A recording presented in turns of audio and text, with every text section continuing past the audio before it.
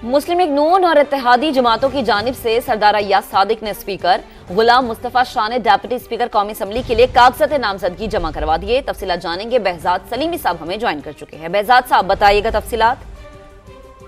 जी, इस वक्त जहां कौमी असम्बली का इफ्तिताही इजलास जारी है, वहीं ऐवान के अंदर ही स्पीकर और डिप्टी स्पीकर के लिए जो उम्मीदवारान हैं उनके कागजात नामजदगी जमा हो गए हैं और सेक्रेटरी कौमी असम्बली की जानब से कागजात नामजदगी वसूल किए गए हैं। पाकिस्तान मुस्लिम लीग नून के सरदार अय्याज सादिक ने स्पीकर और पाकिस्तान पीपल्स पार्टी के गुलाम मुस्तफा शाह ने डिप्टी स्पीकर के कागजात नामजदगी जमा कराए हैं। अब्दुल अलीम खान समेत दीगर जो इत्तेहादी रहनुमा थे वो भी इस मौका पर सरदार अय्याज सादिक और गुलाम मुस्तफा शाह के हमरा थे, जबकि आमर डोगर ने सुन्नी इत्तेहाद काउंसिल की तरफ से स्पीकर के ओहदे के लिए कागजात नामजदगी जमा करवाए हैं और डिप्टी स्पीकर के लिए सुन्नी इत्तेहाद काउंसिल के जुनैद अकबर खान के कागजात नामजदगी जमा हुए हैं। इस मौका पर भी उमर अयूब और बैरिस्टर अली मोहम्मद समेत जो दीगर जो रहनुमा थे सुन्नी इत्तेहाद काउंसिल के, वो भी इस मौका पर मौजूद थे। और इस तरह ये अहम मरहला था जो स्पीकर और डिप्टी स्पीकर के लिए कागजात नामजदगी जमा होने का, और वो इस इजलास के दौरान जमा कर लिए गए हैं और अब कल स्पीकर और डिप्टी स्पीकर का इंतखाब अमल में आएगा। ठीक है, आपका बेहद शुक्रिया तफसीलात के लिए। कौमी असम्बली के 16वें इफ्तिताही इजलास में 9 मुंतखब अरकान ने हल्फ उठा लिया है। स्पीकर राजा परवेज अशरफ ने 9 मुंतखब अराकीन से हल्फ लिया है और 9 मुंतखब अराकीन असम्बली रूल ऑफ साइन पर इस वक्त दस्तखत कर रहे हैं।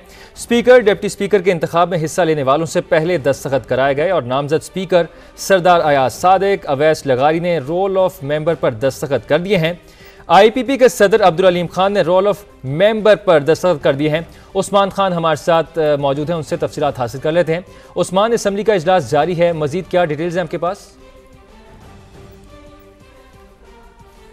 जी बिल्कुल, ये इजलास जारी है और चूँकि आज का जो एजेंडा ये बताया गया था कि तलावत नात और उसके बाद कौमी तराना पेश किया जाएगा और मेन एजेंडा ये है कि जो 9 मुंतखब अरकान हैं वो अपनी रुकनीत का हल्फ उठाएंगे, और जो कि सब ने देखा है कि अब हल्फ की जो है वो बाज़ाब्ता तौर पर तकरीब वो हो चुकी है। और उसके बाद अब जो अगला मरहला है यानी रोल ऑफ साइन जो है, एक एक रुकन जो जिनका नाम लिया जा रहा है अल्फ़ाबेटिकली उनको बुलाया जा रहा है। लेकिन उससे पहले आज प्रैक्टिस ये की गई है कि क्योंकि स्पीकर और डिप्टी स्पीकर का जो कागजात नामजदगी जमा होने थे उसके लिए जो प्रपोजर और स्कैंडर थे वो भी साथ गए और जाके कागजात नामजदगी जो है वो जमा करवा दिए गए हैं। उनके पहले दस्तखत लिए गए और उसके बाद जो बाकी मराहिल हैं वो तय किए जा रहे हैं। 280 से ज़ायद जो अरकान थे उनकी जानिब से जो इनरोलमेंट थी, रजिस्ट्रेशन थी फैसिलिटेशन सेंटर में, वो करवाई गई थी, तस्वीर बनवाई गई, उनके कार्ड तैयार किए गए और वो जो कार्ड होल्डर अरकान असम्बली थे उनको सिर्फ ऐवान में दाखिले की इजाज़त दी गई थी। तो यूँ जो आज का पहला मरहला था यानी हल्फ का, वो तो अपने तकमील की जानिब गामजन है। और उसके बाद चूँकि